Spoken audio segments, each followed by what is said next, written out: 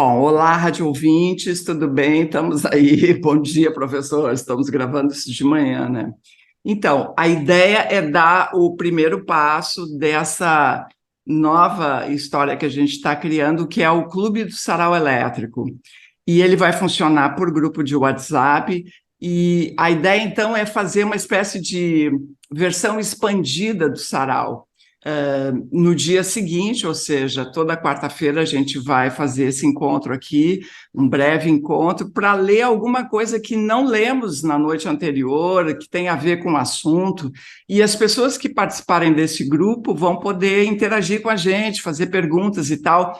Esse grupo ficará ativo, a gente vai ali responder quando puder. Enfim, como tudo que a gente inventa, a coisa vai se formatando no decorrer do percurso, né, professor? Como diz o Hegel, né? No andar da carroça que as abóboras se ajeitam. Foi o Hegel, né? O Hegel, assim. Tá bom. Então é isso, é exatamente isso. A gente vai seguindo com a carroça e a função, além de trazer essa experiência, digamos, né, um pouco diferente do sarau que a gente faz lá no Ocidente já há 23 anos, 24, o professor vai fazer 24 em julho. A gente também está buscando uma forma de aumentar um pouco o giro de grana, porque estamos em vias de ter que parar de fazer a transmissão, que é uma coisa que a gente sabe que muita gente gosta. Então, quem quiser participar vai estar nos ajudando a manter a transmissão ativa, né, pelo YouTube toda terça. Então, o último sarau que a gente fez real oficial foi ainda no final de janeiro, né? Porque o bar fechou, foi dia 31 de janeiro. E a gente falou sobre História Remix, com a participação do Tal Golim.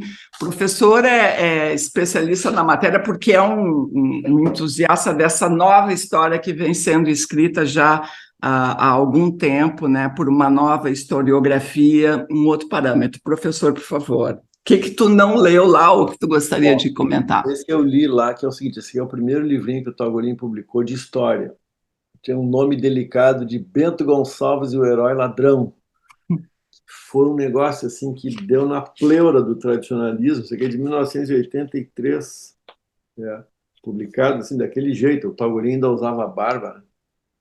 Segundo o nosso amigo comum, Sérgio Jacaré, o Tagolin, a gente tem certeza que é vampiro, entendeu? Então, tá aqui uma foto dele de vampiro aí. Como assim, professor? Não entendi a piada interna, mas de qualquer maneira. É uma piada do. Ele tem um cabelo em tudo que é lugar, parece um.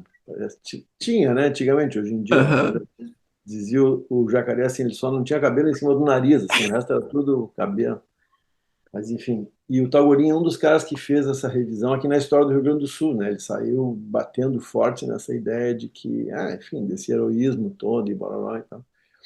E ele, ao mesmo tempo, eu li lá também no Sarau um trecho desse livrinho aqui do Tagorinha, chama A Expedição, que é o seguinte, o Taugurinha é desses historiadores, então, nova forma, historiadores profissionais, que foram para as fontes, foram para os documentos, entendeu? Pararam de ser aqueles historiadores de gabinete, assim, que ficavam só dando palpite sobre o general X ou o general Y, não sei o quê.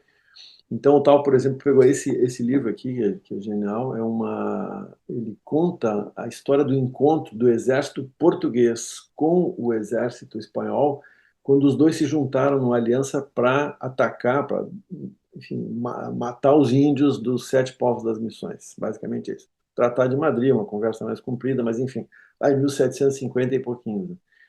E a parte que eu li é o seguinte, é que o Tagolin documenta aqui, exército, só homem, entendeu? Só macho e tal.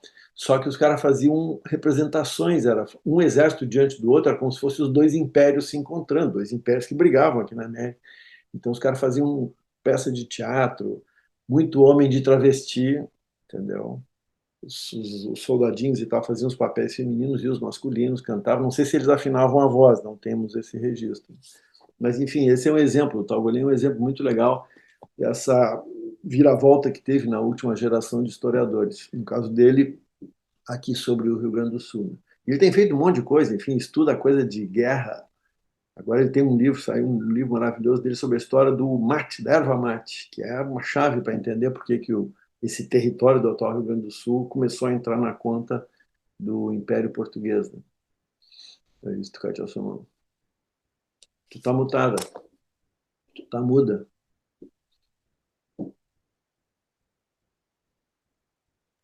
Tá, em que medida essa nova visão afeta a versão oficial? Eu digo tanto em termos aqui do tal, da história local, como mundial.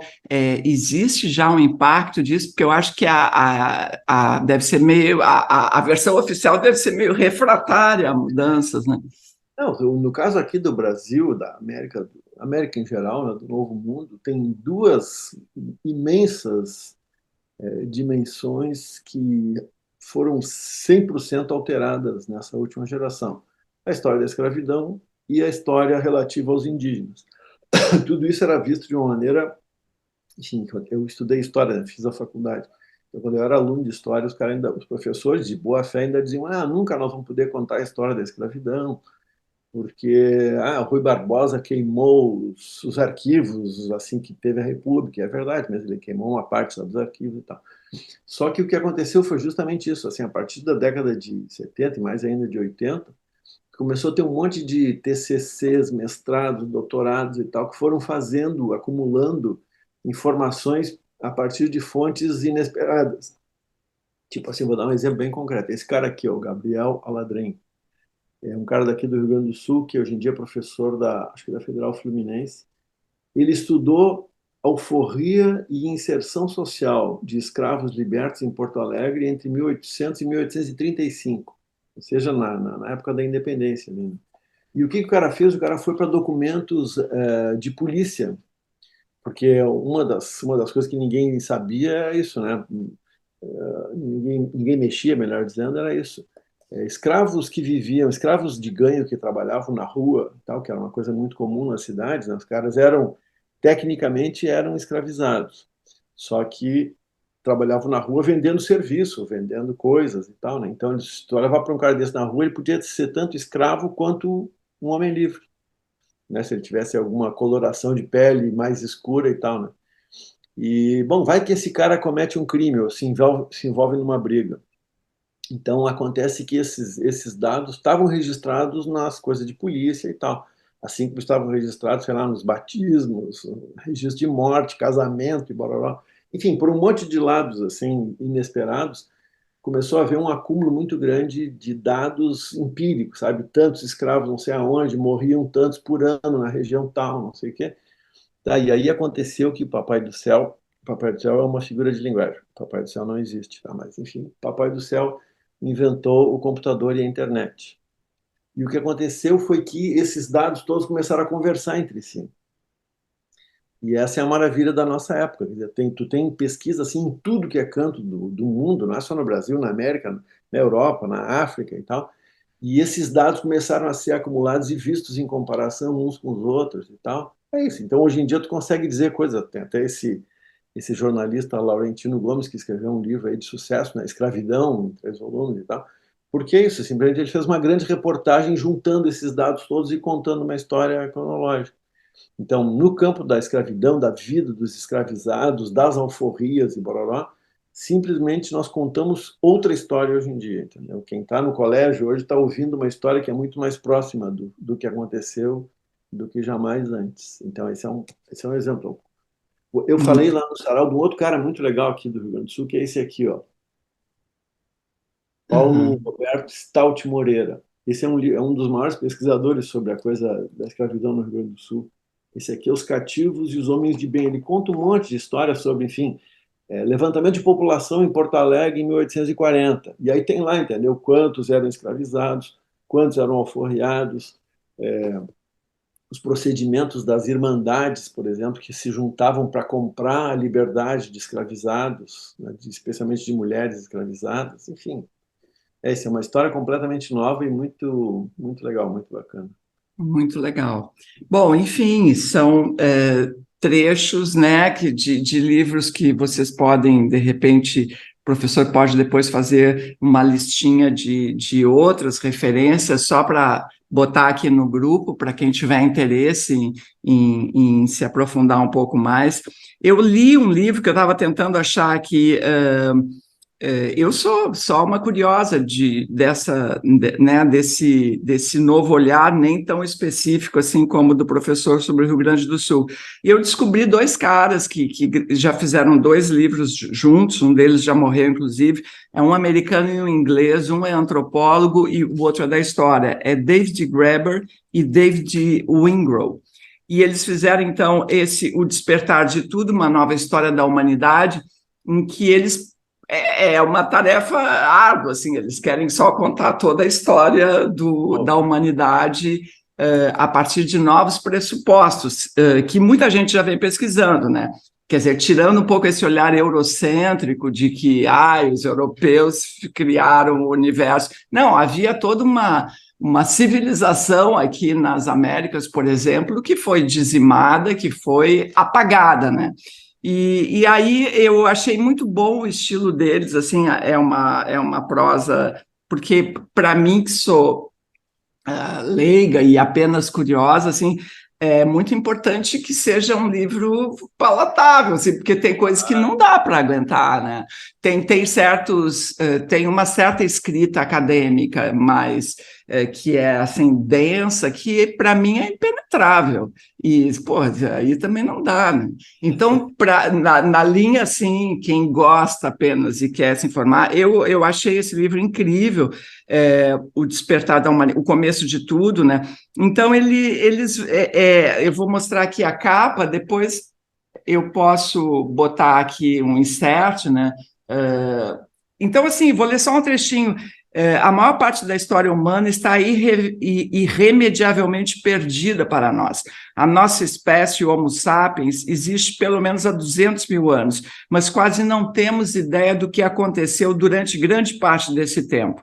No norte da Espanha, por exemplo, há pinturas em entalhes na caverna de Altamira, que foram sendo criadas ao longo de uns 10 mil anos, entre 25 mil e 15 mil antes de Cristo. E julga-se que ocorreram muitos eventos dramáticos durante esse período. Isso não tem muita importância para as pessoas em geral, porque as pessoas em geral raramente pensam sobre a magnitude da história humana. Não tem muito motivo para isso. Se e quando a questão chega a surgir, costuma ser quando a pessoa está se perguntando por que o mundo parece ser tão caótico e por que tantas vezes os seres humanos destratam uns aos outros.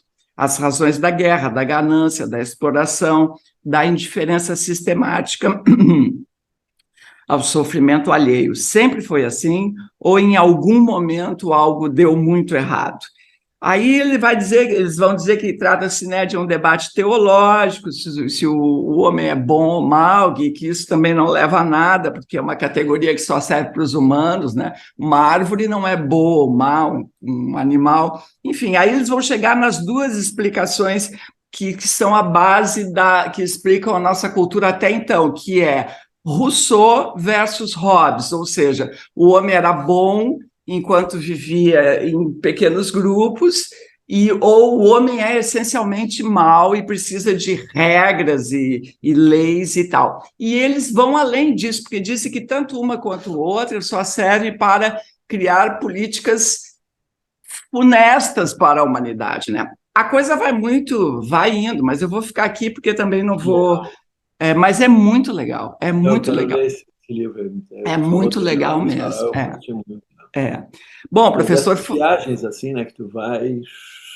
tem um outro livro que eu comecei a ler, porque eu fiz essa viagem, eu fui para o Amazonas, do João Moreira Salles, Arrabalde, que é incrível, porque, eu pensava assim, cara, tenho 65 anos, eu nunca fui para a Amazônia, e mais, eu nunca tinha sequer pensado em ir à Amazônia.